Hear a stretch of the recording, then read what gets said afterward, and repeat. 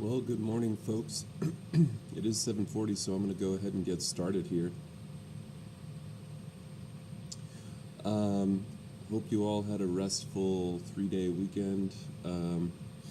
We are going to continue with Unit 3 today. We left off on Jamestown, talking about the early English efforts on colonization. And we'll continue talking a bit about that and about the decline of Spain today. And we'll also be taking a look at the economic system that was in place at this time called mercantilism. Mercantilism is similar to capitalism in some ways, but very different from it in other ways. So we'll talk about how that works today, and hopefully you have a nice, clear idea on that. So, kind of gives you some background on what we're going to be doing here. I'm switching over to my desktop now. We talked again, like I mentioned a minute ago, about Jamestown. Jamestown was the initial permanent fort that the English set up in what becomes the Virginia colony, right? And that's important because, of course, North America ends up becoming completely eclipsed by British dominance, But the British and one of the things that I tried to mention to you guys last time, I'm going to try and keep my voice down. I'm so used to talking so loud. One of the things that I mentioned to you guys last time is that England and Spain and France and the Dutch, they each are coming over, the Portuguese, they're each coming over, and they kind of have their unique ways in which they go about taking over places, okay? How can I explain this? Well, for example, the Spanish, when they came over, they were very quick to intermingle with the Native American indigenous tribes, okay? The English intermingle with the tribes only for their own benefit. Whereas the Spanish were more willing to intermarry, have children with Native Americans and stuff like that. The English are really not that way. The English, when they go about settling and setting up colonies in distant places away from England, they really do the best that they can to bring their Englishness with them and protect that. And so, unlike the Spanish, who kind of take on this hit and run conquering method, and that's the other thing too is about the Spanish, is that they would go through and they would take over a place, but then they wouldn't really occupy that land. They wouldn't necessarily build a fort on it. They wouldn't build unless it was really profitable, nice land or something. They wouldn't just build plantations everywhere. A lot of times the Native Americans occupied those lands, the Spanish would subdue them, and then kind of move on to the next place. And that's how the Spanish went about using this hit and run method of conquistador conquering. They were able to quote unquote subdue or claim or conquer huge territories in a very short period of time, right? And that's very different than the English, because the English set up these very small settlements, but they permanently occupy them, okay? And it takes time for the English population to grow enough where the English start then encroaching into lands that were formerly Native Americans, and then they kind of end up pushing into these regions, encroaching on Native American territory, warring with the Native Americans, but also spreading their diseases, right? So the English take, comparatively, the English take a much longer time to not only get into the colonization game for Europe. England's one of the last countries to get into kind of this overseas establishment of colonies. The other thing is that they take a long time to develop, and it's really, they settled first in the beginning of the 1600s, but it's really not until the end of the 1700s that the English have, demonstrated massive population growth, a lot of it by way of migration to the colonies rather than solely through natural reproduction. So we need to talk a little bit about what is fueling all of this, okay? And so for this, I know it seems kind of goofy, but I'm going to pull up Microsoft Paint here real quick and give you kind of an idea about colonies, all right? Whoa. Okay. So we've got over here, and these are not going to be very good drawings, but over here we've got, like the New World, and it looks something like this. Oh man, this is harder than I thought to draw. Yeah, like something like this. We got the Florida Panhandle down here, and then we got, the Gulf of Mexico here, and it kind of comes down, kind of comes over like this, and then, I forget exactly how it all fits together down here. We'll just do something like this, something like that. All right. And then over here, of course, we have Africa, right, which kind of looks like so. That's decent, Africa. And then over here we've got Britain, right, Ireland, and France kind of comes down like this, and then Spain kind of juts out over here, along with Portugal, and then we got Italy, and of course this is all just like roughly drawn, and then you've got, essentially Saudi Arabia over here, and so on and so forth, okay? And then up here we've got the Scandinavian countries. This is Denmark up here, and there's Scandinavia up over here, and then Russia, okay?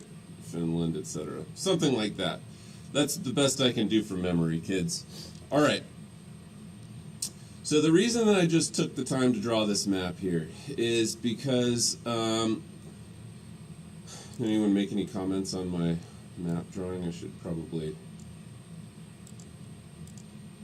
No one made any comments. Okay, just making sure. All right. So, we've got here a couple of things that we need to talk about. Mercantilism is the main thing, though. When different places start coming over to the New World and setting up colonies, right? So the English settle in what become these regions here, okay, essentially. And then there's some Caribbean, like, islands and stuff that they have as well. We'll do this. And then the French kind of settle up here in French Canada, and they settle down over here in a region called Louisiana, and they kind of control this area in between as well. There's, somewhat, kind of. There's Native Americans all in this region here. The Spanish, who I'll do in orange, are all in this region here.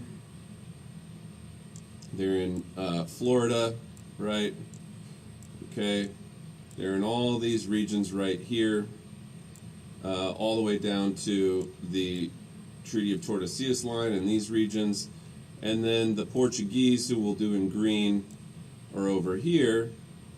And then they're also along the coasts of Africa, even up over here, over into, India and other places like that. Okay.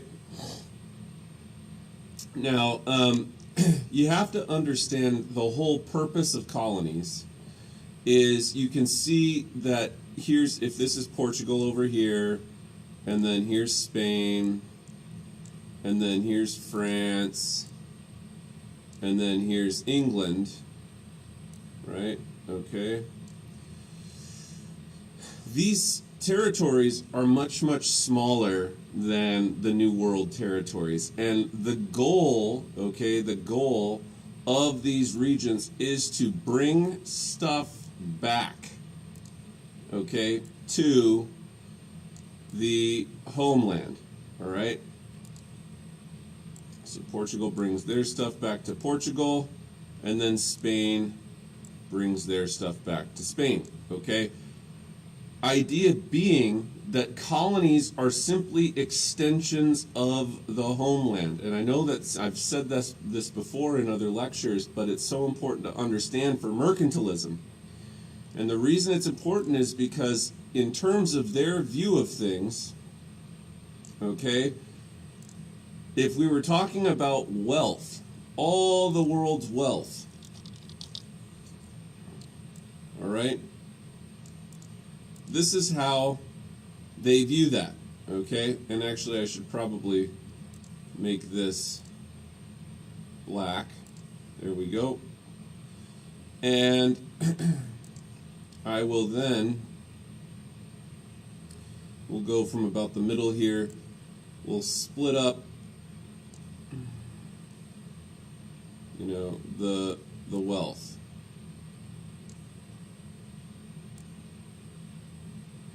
Okay, now this is not to scale, but I'm just doing this to show you, all right? Let's say that when we start off, let's say that when we start off, you know, England, let's say, has the least.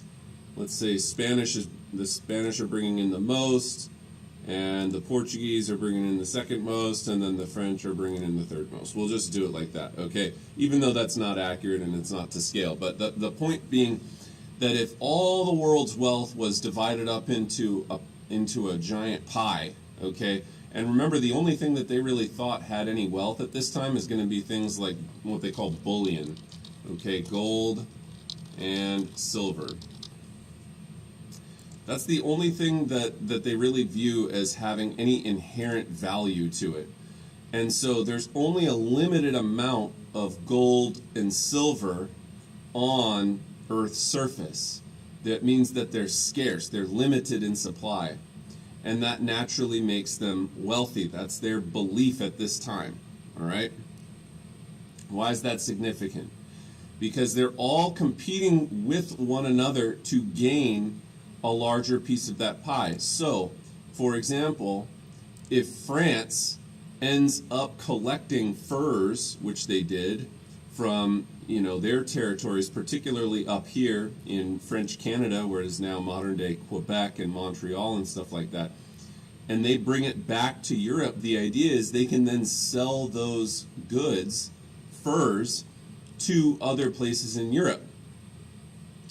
When that happens, this line here, okay, moves, right? That line moves. So now, you know, let's say that because they're trading in fur, this and the Portuguese end up buying it from them, let's say, for by way of argument, okay, what ends up happening is a little piece of Portuguese wealth goes over to the French. All right? And so now the French have just a little bit more wealth because they were able to sell goods. Okay, they were able to. So in mercantilism, there's a few things that we need to know about mercantilism. So I'm just going to pull up a Word document here, do a little bit of a side-by-side comparison here. So things to remember about mercantilism. Let me make the font larger so you can see it here. Number one, belief in bullion having value, belief in a finite, meaning limited, amount of global wealth. Okay. Another thing is colonies serve as extensions of the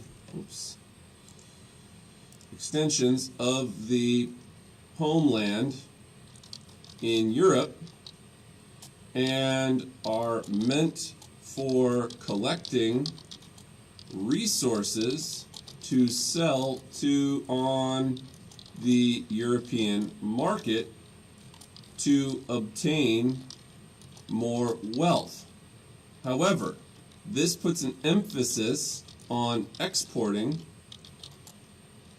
and they try to import as little as possible.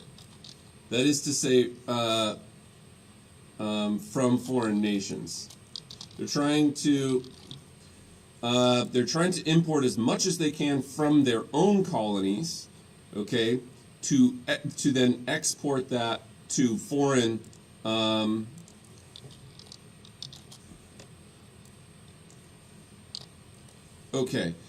emphasis on foreign export, and they try to import as little as possible from foreign nations, okay? These colonies are meant exclusively for collecting goods that can be sold down the line for more wealth so as to obtain a larger slice of this pie.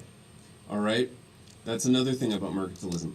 Another thing is that due to the political situation in Europe, all right, absolutism mostly, with the exception of England, which we'll talk about. Absolutism is monarchies, or we'll just say absolute monarchies. All right? Nations, I don't need the parentheses here. Nations are highly, we'll say empires of Europe are highly, protective, okay, of their economies. All right? What do I mean by that? Tariffs, taxes, tolls, duties, all sorts of different, top-down, also monopolies granted to private joint stock companies or royal, what's the word that I'm looking for? Proprietorship. Okay. When I say royal proprietorship, all that means is that the king is in charge ultimately of the colonies. Okay, but they're very top-down regulatory. Okay, lots of regulation. All right, lots of regulation. That is that there are laws made that have a high degree of top-down control from the monarchs who are administering the economic situation in the state. All right, and all of this is really significant to understand, all right, in terms of mercantilism, because it's very different from global capitalism, which is the current. So we no longer use mercantilism as an economic system, okay? We don't believe that bullion, gold and silver, are the only things because of their scarcity that have value, okay? For us, money has value, all right? We don't believe in a finite or limited amount of global wealth. We basically believe in an unlimited amount of global wealth. That is that more and more and more wealth can be generated if you're using cash as opposed to gold or silver, all right? And your economy, your global economy, can continue to grow. Also, we don't really see colonies anymore. We don't really see nations going over and setting up colonies in other distant reaches of the globe anymore, okay, or even within our solar system. I don't know, Elon Musk hasn't yet set up a colony on Mars, all right, or the moon or anything, but the point being that here on Earth, we don't see colonies anymore, we see companies, all right, and then, because of the current situation, we also see fewer tariffs, taxes, tolls, duties. They still exist. Okay, I'm not saying that they're completely gone. All right, but and in fact, one of the things that's been unique under the Trump presidency is that actually kind of counterintuitive to what I would have predicted. Trump has actually been pretty regulatory in terms of his economic policies. He has done a lot of tariffing of China and things like that, and so that's unusual though. Typically, the last 40 years or so, there's been a lot of deregulation of the economy rather than lots of regulation of the economy. Deregulation means that the economy becomes freer. Okay, the economy becomes more open, free market rather than bunch of laws and regulations that govern trade and taxes and those kinds of policies, tariffs, import taxes, and stuff like that. Typically, in a capitalist economy, there's a lot of deregulation of the economy, and being that America is really, really, really capitalist. And Trump is a billionaire capitalist, I would have predicted that that path of deregulation would have continued under the Trump presidency. But out of all the things that Trump has done the last 4 years, that's probably the one that strikes me as the most peculiar in terms of breaking from past economic practices of recent memory. So when we talk about capitalism, it's in many ways, it's very different from mercantilism, okay? Because essentially this pie over here, okay, the way that we think of this pie today is we don't think of it as that. We think of it as essentially an infinite number of pies. So long as your economy is continuing to grow, the pie will also grow along with it. Okay, so we can see using this kind of visual aid, and I know it's getting cut off there, but the as long as your economy is growing, all right, your wealth of your economy is growing. And the reason that that's significant, right, is because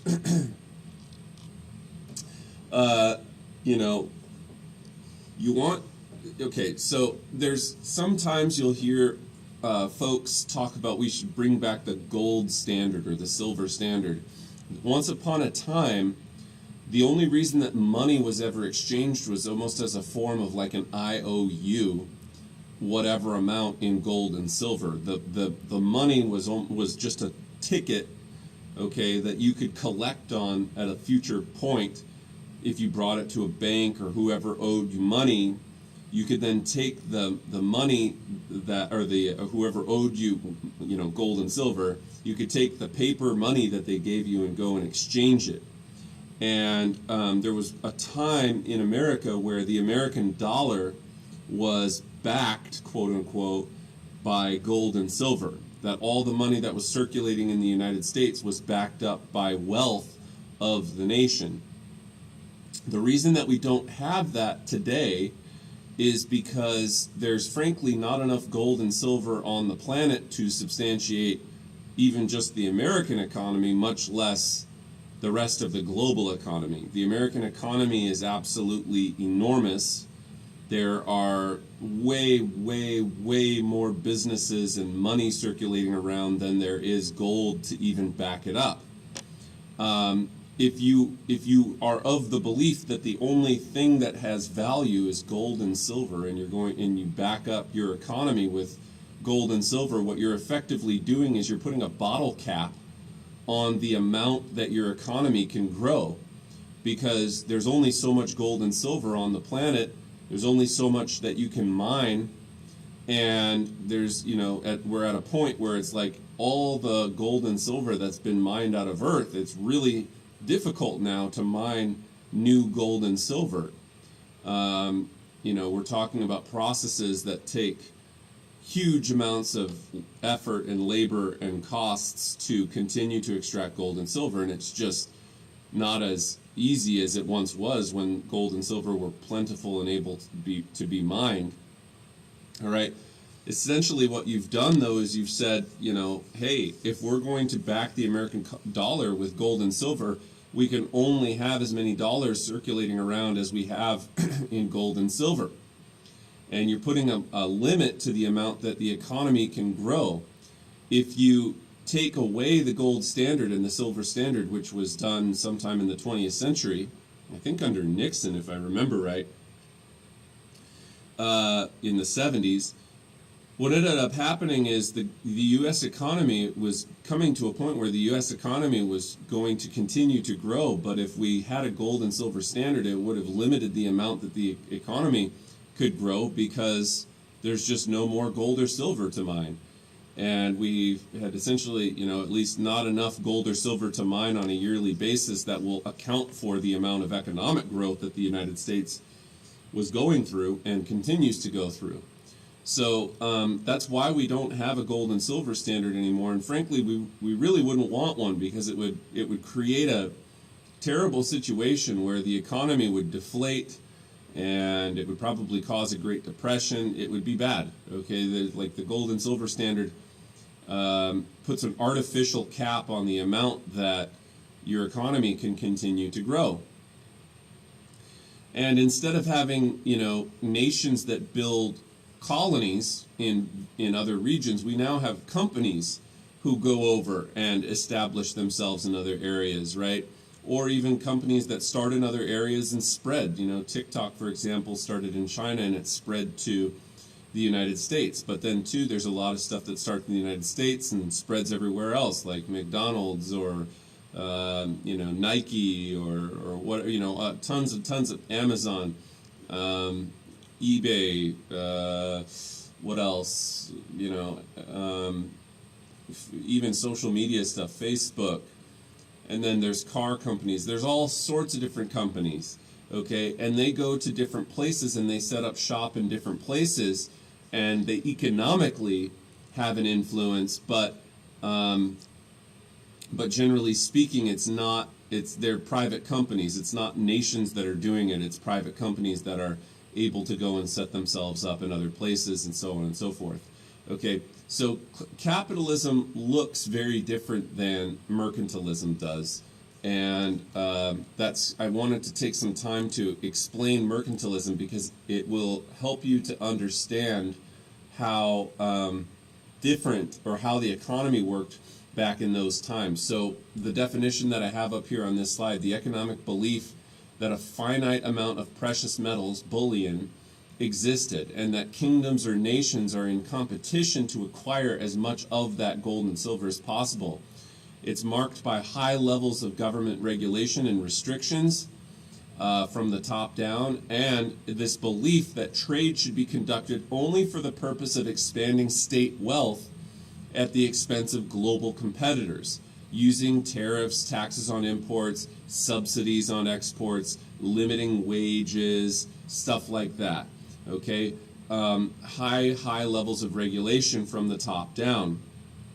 And what we see emerge, or the beginnings of what we see to emerge in this period of time, is this kind of second agricultural revolution. The first one refers to an agricultural revolution that took place thousands of years ago when humans stopped being nomadic and kind of started to become more sedentary and set up subsistence farms, farm the land, permanent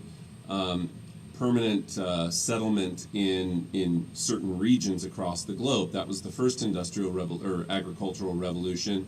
The second agricultural revolution starts when we start to see new approaches to farming.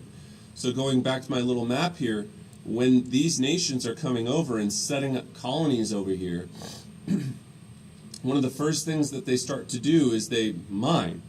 But they realize mining's not the only way to obtain goods. Okay, it's not the only way. There are other ways of obtaining wealth, all right, from the colonies, and they start setting up plantations, large-scale farms where they're able to farm in the Caribbean here, okay, for example, particularly sugar in Central America, along the coasts of Brazil by the Portuguese, and a lot of Caribbean places.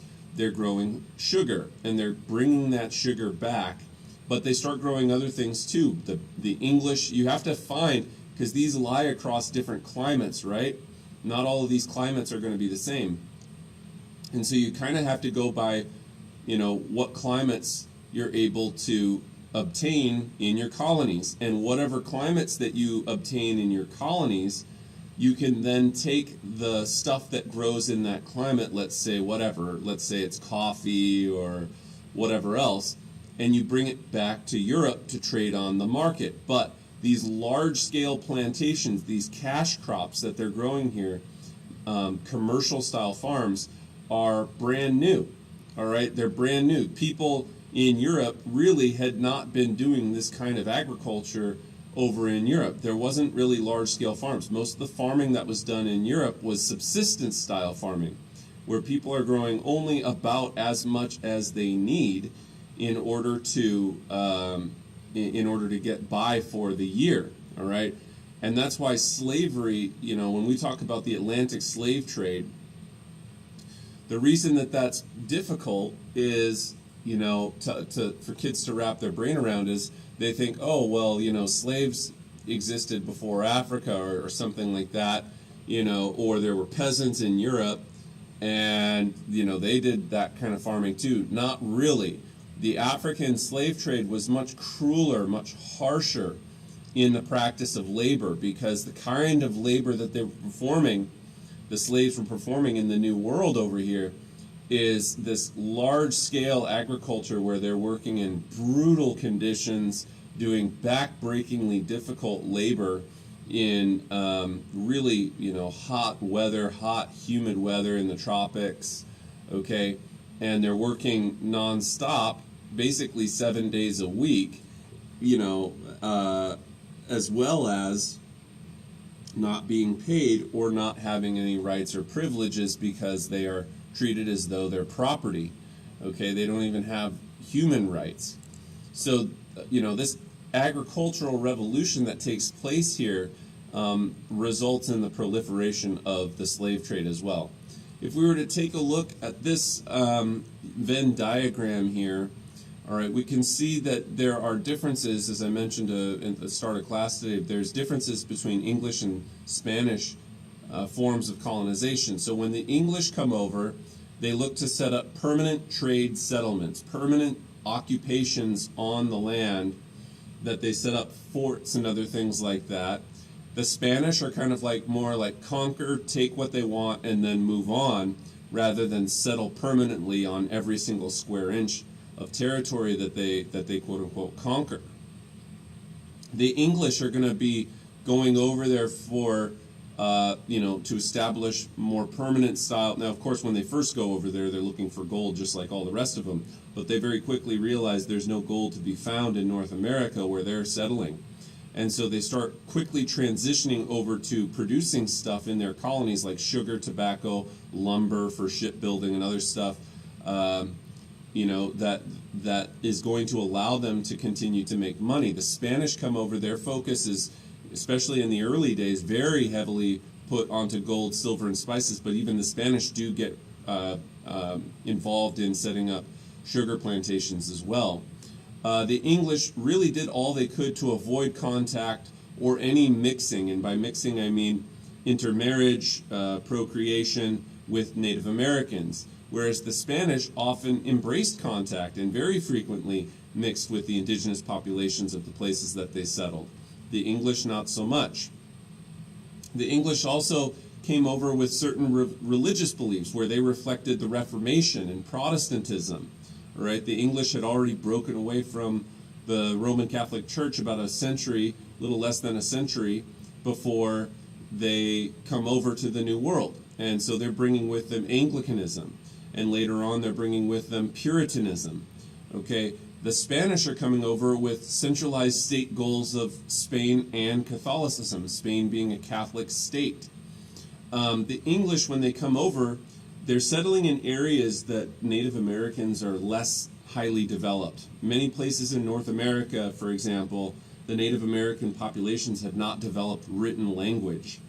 And the reason that that's significant is because comparatively being less developed and more tribal than, say, the Spanish territories, where the Spanish end up encroaching into regions that were previously very highly developed, Native American civilizations, including the Aztec and the Inca. Whereas in North America, the English contact with Native Americans, they're dealing with comparatively less developed and less, militarily advanced civilizations. All right, the English typically also had pretty rural settlements as opposed to the Spanish, which were able to take over Tenochtitlan and places like that. Okay. Slow development. The English were very slow to develop with growing naval influence, whereas the Spanish were really rapidly expanding and they had shrinking naval influence. The English also, they're going to have more local influence in their government in particular. Okay, there was going to be less local influence in Spain, where the colonists were more rigidly managed by the king from the top down. The English settlers who come over have comparatively a little bit more freedom and English liberties and ideas that they bring with them about common law and things like that. And so the English we're going to see in English colonies the beginning of kind of localized governance, the beginnings of democracy, although I am hesitant to use that word because it's truly not very democratic. But nonetheless, the English kind of bring some of these ideas and they start to practice these ideas early on in the development of their colonies. Now, there are some commonalities between both the English and the Spanish in the middle here. Both of them kill Native Americans via war and primarily disease. They also both retell the history to make their causes seem noble and just. And they both fought with other Europeans over lands in the New World as well. Okay, so there are some commonalities between the two of them. In fact, the English and the Spanish themselves come into conflict with one another in North America near the borders of Georgia and Florida. But anyhow, the point being that you can see there are some distinct differences between how the English settle and how the Spanish settle. Also, you can see here the triangular trade system that developed that we talked about before, and this also contributes to the Atlantic slave trade, where these colonies are bringing over all sorts of different things: whale oil, lumber, furs, rice, silk, indigo, tobacco, sugar, molasses, wood. Okay, they bring them back to Europe. The Europeans then make manufactured goods, in particular the English, but also others, and they bring those manufactured goods and luxuries down to Africa. They trade with the Africans for things like gold, ivory, and spices and hardwoods, but also slaves. And those slaves get transported across the Middle Passage. They're dropped off in various locations across South America, the West Indies, and into North America. And then the colonies are then populated by slave populations that are working these large commercial-style plantations, and then making more and more and more, collecting more and more resources to bring back to Europe. And this is how that triangular trade system proliferates. You can also see here the diaspora which is the spread of peoples across vast regions. Okay, the African diaspora, and it's a forced diaspora, of course, because, the slaves that are being taken from the Senegambia coast, the Bight of Benin, the Gold Coast, all the way down to Angola, are being brought to all sorts of different regions across the New World to establish, colonies, slave plantations, in the New World, and to collect the stuff that the land is able to offer. All right, whether that be coffee or whatever, rice, you name it. There's all sorts of things that they're making. In terms of where the slaves go, the vast majority of slaves actually go to the West Indies, the Caribbean, and then to South America. Which sometimes surprises people to hear, because there were about 12.5 million slaves that were brought across the Middle Passage from Africa. That's a pretty huge number. All right, and of the 12.5 million slaves that were brought across, of course, not all of them, make it. There's a lot of death and misery that accompanies that. But a lot of times people are surprised to hear that out of that number of 12.5 million, less than 500,000 came to North America. Now, I'm not saying that as like, so the North American version of slavery isn't as bad because they didn't import as many people. That's beside the point, and it's just as bad, and it's terrible. That doesn't matter where slavery is taking place. It's not a moral institution to treat human beings as though they're property. And so, the numbers are less important than the experience of these people. But the reason that it surprises people is because it's like, well, weren't there more than 500,000 slaves in North America? Yeah, there were way, way, way more than 500,000 slaves in North America. There were millions and millions and millions of slaves in North America throughout the Atlantic slave trade. But of the number of people that were actually brought from Africa into slavery into North America, that number is less than 500,000. The reason that the number of slaves in the United States and the British colonies before they broke away and became the United States, they were just British colonies in North America, is because of natural reproduction, right? The slaves were able to, as time goes on, in various regions, particularly South Carolina, Virginia, and so on, where slavery was the most prolific in North America, those regions, those slaves were able to have families, have children, and that's how the population of slavery grows to be millions and millions and millions of slaves across time in North America, is because of natural reproduction. So the slaves are actually not from Africa anymore. Most of the slaves in North America are from America, which is where we get this identity of African American, because it is very much a blend between African cultures that are brought over with the now American slaves that are, being born in the North American colonies. Okay, talking about the decline of Spain. The Dutch nobility, we talked about one of the biggest things that the Spanish lose is the Netherlands, okay? They lose the Dutch Republic. And so the Dutch nobility had hated the high taxes that were imposed by the Spanish crown.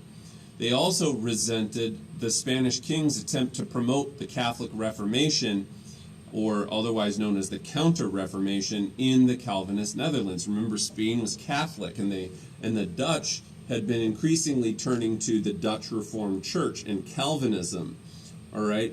And the Spanish are not okay with that. They want to keep the Netherlands, as Catholic as possible. And so Philip II sent the Duke of Alba to restore order in the Dutch Republic. Philip II was the King of Spain. He sent the Duke of Alba to restore order in 1567, and he was absolutely ruthless with the Dutch, and he actually ordered the execution of Calvinist nobility. He started imposing high taxes and destroyed their autonomy, and the Dutch were really highly resistant to that. So there was this movement by this guy named William of Orange. Don't get him confused. There's actually two William of Oranges. This is the first one. The other William of Orange is a guy who we're going to learn about in about 1688. He's a different William of Orange, and he turns into the King of England eventually, even though he's a Dutch guy. All right. But nonetheless, resistance movement led by William of Orange brought about a national revolt. This original William of Orange is known as William the Silent. And the Spanish troops dominated on land, but the Dutch navy dominated at sea. And remember, by this point, the Spanish navy is overextending itself, and the Dutch had developed a really powerful merchant shipping enterprise that they were very successful in. So the Spanish troops dominated on land, but the Dutch navy dominated at sea.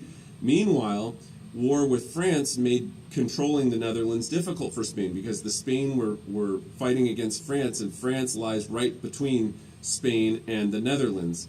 Okay, if we were to go over to my little map here, here's Spain, here's France, the Netherlands are up over in this region here, okay, and to get through over to the Netherlands to control this area, it's much easier to go across the water. Unfortunately, the Dutch ships had become very good, and that made it difficult for the Spanish to come up over through the English Channel here and war against their hold on to their claim in the Netherlands.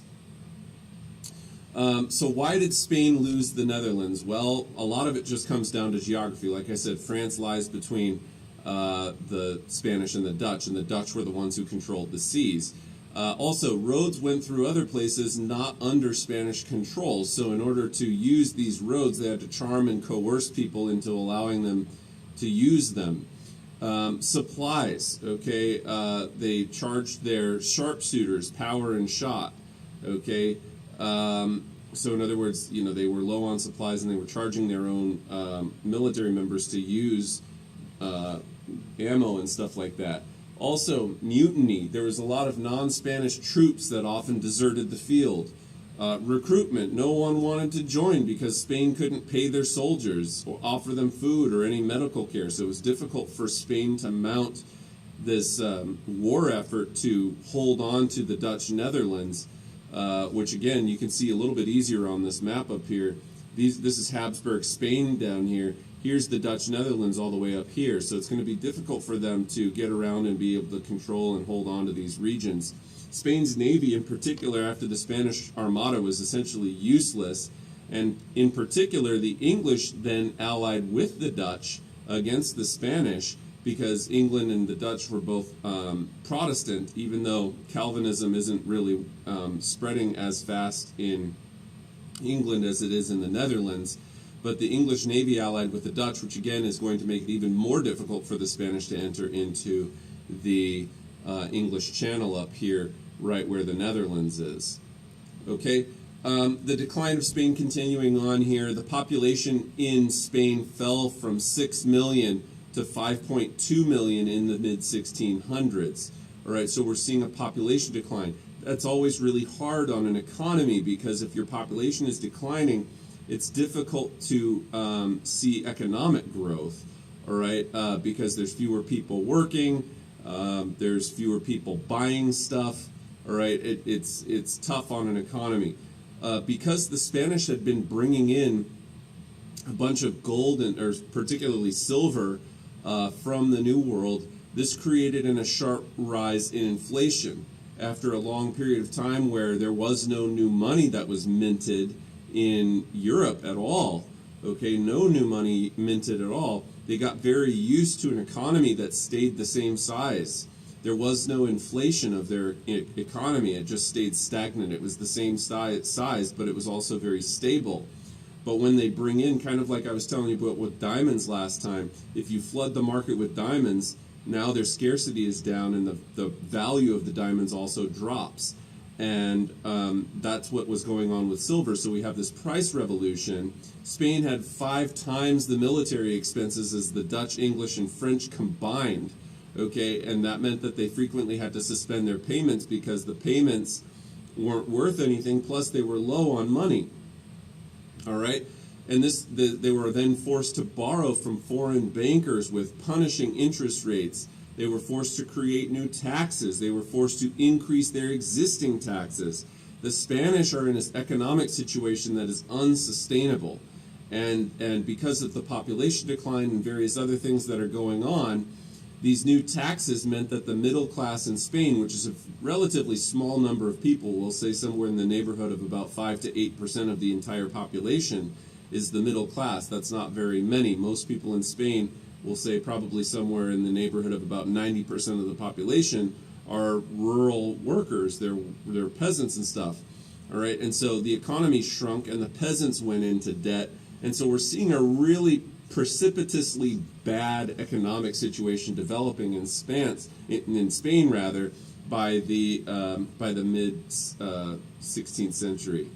All right, both are so England and the Dutch Republic in the 17th century, the 1600s. Both are anomalies, meaning that they're kind of outliers of the 17th century, the 1600s.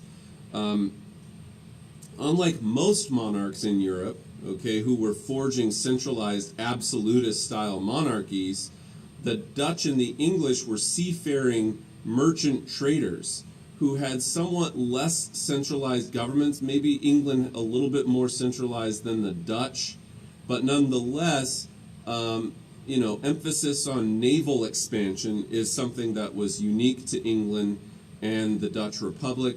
Both of them also being Anglican. Both of them they have religious divisions, so the Dutch Calvinists against Catholic Spain, and then the English Puritans against the Anglicans and the Catholics, because remember, the Anglicans are, even though they're Protestant, they're very, very similar to the Catholics, and the Calvinists of England are known as Puritans because they wanted to purify the Anglican Church, the Church of England, of its Catholic elements. They also both have major port cities. England has London, the Dutch Republic has Amsterdam. Both of them develop, the Dutch do it first, the English steal their idea. Both of them develop a central bank. They have a broader middling sort or middle class of merchants, artisans, and traders than other places in Europe as well. Okay, so, and two, England also is going down the path in the 1600s of developing what becomes known as a constitutional monarchy, which had been a practice in England going back to the Magna Carta, where the power of the king was limited. The power of the king, he could not go and just arbitrarily raise taxes on nobles in England. He had to obtain their consent. And so these are going to be some of the things that make England and the Dutch Republic somewhat unique in the 1600s. And when the Dutch Republic breaks away from Spanish control, we enter into what becomes known as the Dutch Golden Age, sometimes called the Dutch Republic of the United Provinces, today now known as the Netherlands. Basically, only Netherlands and Poland defied absolute and centralized rule in the 17th century, in the 1600s. England, for the first half of the 1600s, has a quasi-absolutist situation developing because they have some kings that are ruling with something called divine right, meaning that the kings of England at that time believed that, because they had been chosen by God to be the king of England, that whatever they did as king of England must have been God's will. All right, and that's, obviously going to create conflict in England amongst the nobles who have, certain rights and privileges that have been established over the centuries in England that they feel are being threatened by kings who are trying to rule with divine right. And so even England is not completely free from absolutist influence during the first half of the 1600s. But the Netherlands, oddly enough, are kind of a unique, they're a unique situation in terms of the government style that they have there. When they break away from Spain, after breaking away and establishing their independence, they basically had to come up with a way of governing their state. And it's kind of an unusual thing because against they initially tried to establish, actually, it kind of just didn't end up working out this way. The situation that they tried to establish in the Netherlands was no different than the other places in Europe. They initially attempted to create a more absolutist, traditional monarchy type government, but it doesn't happen. Kind of against against their intentions, the situation of the political structure of the Dutch Republic becomes where power is split between different groups of relatively wealthy families. Okay, so it's not a true republic in the sense that a republic is where people go out and vote on representatives, all right, to go and represent them in office. That's what we use here in the United States. We have a representative style republic where people can democratically vote to elect officials that serve in government. In the Netherlands, they don't really have that. Okay, it's not a true republic, but it's also not an absolutist state. Okay, it's kind of like a group. It's groups of families, people who have relative wealth or political power, who kind of end up splitting power between one another and competing with each other to have dominance over the other groups. So it's a little bit more like a republic in the sense that you have competing groups of people for power instead of one single absolutist dynasty of a king or a monarch who holds power over everyone, and that power is transitioned generationally to the eldest son throughout the years. In the Dutch Republic, it's these vying groups of people who are competing with one another for more dominance and influence in the Dutch government. And today's assignment online is going to be a video and a quiz dealing with the Dutch Golden Age. The Dutch people also do have some protections, for instance, against arbitrary acts, kind of similar to the English king who couldn't just act arbitrarily. The Dutch also have some of those same types of protections. During this time, the Dutch economy developed very rapidly from 1580 to 1675, and this is the time that we know as the Dutch Golden Age. In fact, the Dutch economy is actually developing even more rapidly than England's and France, in part because they have this massive merchant shipping operation that they develop where they are actually doing a bunch of shipping. They're storing goods in Amsterdam. They're waiting for the price of those goods to go up and the scarcity of them to increase so that they can command more of a profit for those things. So the Dutch are the first to really initiate this global capitalist enterprise surrounding shipping and selling of goods, buying low, selling high on things like wheat or other grains and other stuff like that. Foreign merchants really liked Amsterdam. Antwerp in Belgium was the international trade capital until about 1580, but then it switches over to Amsterdam during the Dutch Golden Age. And when Amsterdam eclipsed Antwerp in Belgium, Amsterdam was a much better maritime trade city. Foreign merchants really liked Amsterdam. They had a superior banking system. They had plenty of available credit for giving out loans. They had warehousing facilities. They had a giant seaport. They had very low interest rates. This made Amsterdam a very attractive trading post in Europe for the Dutch. The Dutch were master traders. They had a giant merchant navy. Amsterdam's biggest rival was England's counter to Amsterdam, which was London. Okay, London was another one of these major trading cities that starts to become increasingly competitive with Amsterdam. Also, the Dutch focused a lot on agriculture. One of the reasons that the Dutch regions are known as the Low Countries, the Netherlands, Belgium, and so on, is because the sea level is very, very low there. And because the sea level is low, anytime that the sea level is low, the lands are going to be marshy and swampy.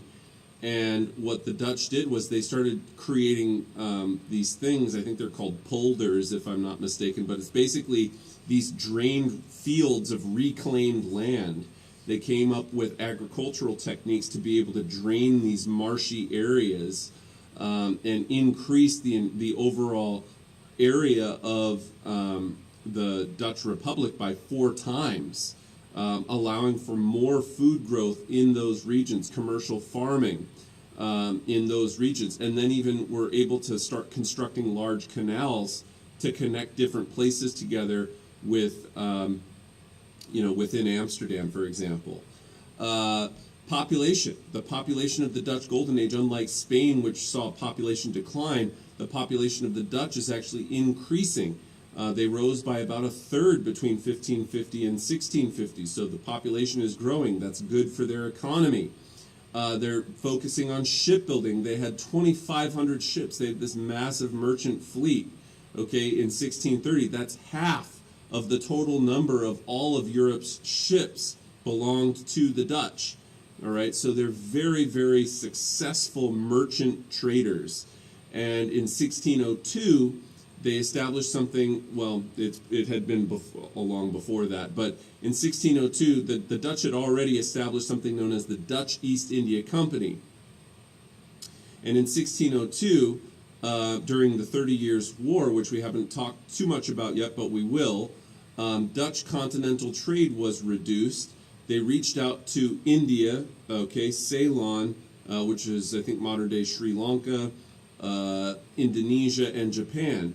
And their major competition over in those regions was the monopoly that the English had developed, known as the English East India Company, later known as the British East India Company. So there's a Dutch East India Company and there's an English East India Company.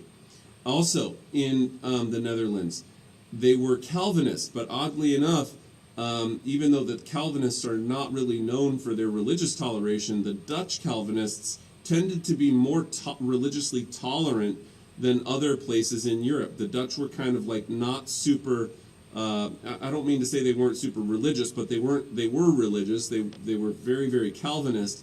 But the Calvinists of the Dutch Republic tended to be a little bit more tolerant of Catholics and other things, other Protestant denominations than other places in Europe were, even the English. The Dutch established the Dutch Reformed Church, which were strict Calvinists, and these strict Calvinists were generally persecuted and discriminated against. These strict Calvinists generally persecuted and discriminated the following groups: the Catholics, the Dutch Armenians, the Jews, and the Gypsies. But because the Dutch had a lot of religious pluralism in the Dutch Republic, there's also, in some sense, more toleration of the fact that these groups exist there. The Dutch reached greater prosperity in the mid-1600s than anyone else in Europe. Their wages were very high. People were getting paid relatively well compared to the other places in Europe. Their diet was very good. It was heavy in fish, meat, and cheese. They had windmill-driven power.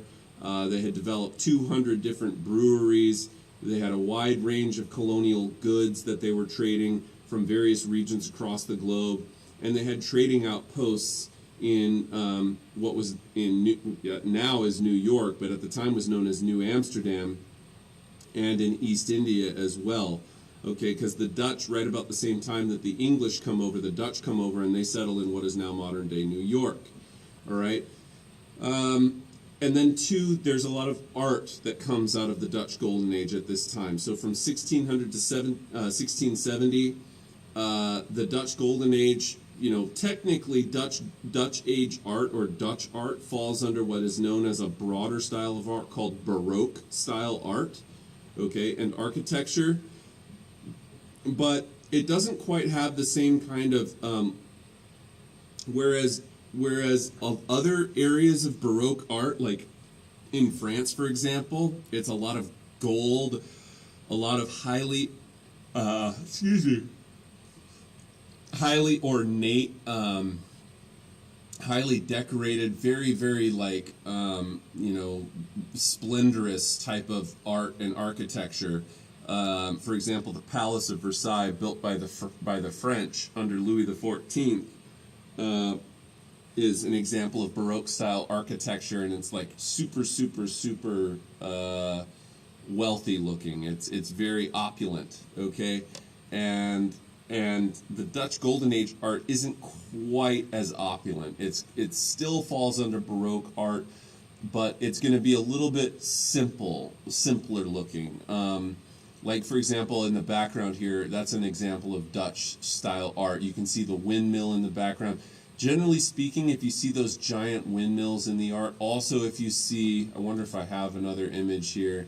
Yeah, anytime you see guys that are dressed in black clothing with white collars and usually even wider brimmed hats like these ones down here, okay, these guys are very Dutch looking. They have these frilly kind of collar things. They wear dark black clothing and wide brimmed black hats. just like this guy, okay? And you can see some examples here of Dutch art. And like I say, we can see development in the art, all right, from, say, the Renaissance. It is not Renaissance art, it is post-Renaissance art, okay? And you can see this guy leaning back in his chair here, and these guys down here wearing very traditional Dutch clothing. But whenever you see people that are dressed generally in real dark clothing with these wide-brimmed black hats, that's classic Dutch art. And then here's some other examples of Dutch art that are, again, you can tell they're just kind of simpler looking. In Dutch art, there tends to be a little bit more of a focus on everyday scenes. Things like oranges in bowls, and this is a very famous Dutch artist by the name of Johannes Vermeer made these pieces here. The girl with the pearl earring is a very famous Dutch golden art piece. Up there is one known as The Astronomer, emphasizing the Dutch interest in, like, you know, the Dutch were very interested in the scientific revolution and the new astronomical understandings of the universe. And then, too, the Dutch art often reflected everyday scenes, like this milkmaid here, who is just a common woman of no particular social, standing that is of significance, in terms of, like, her being a noble or anything like that.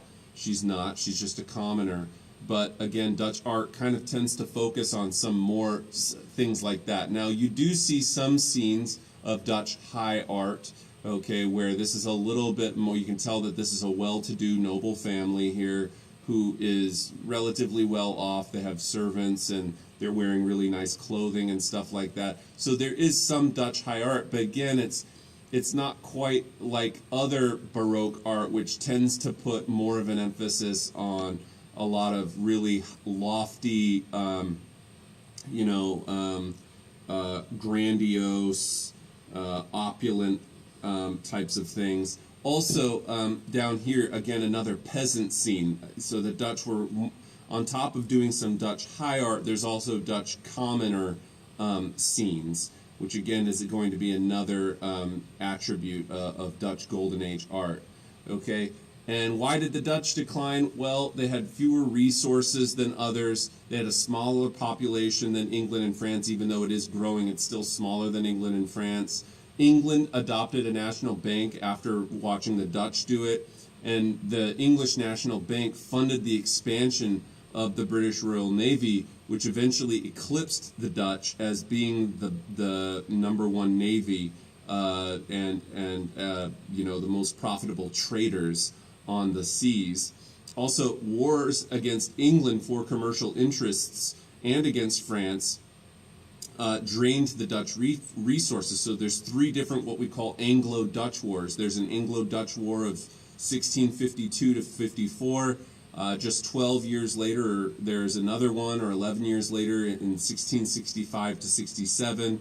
And then another 5 years after that, there's a third English war, the third Anglo-Dutch war from 1672 to 74. And these Anglo-Dutch wars ended up with England, being that England was an island and they're separate from the rest of Europe.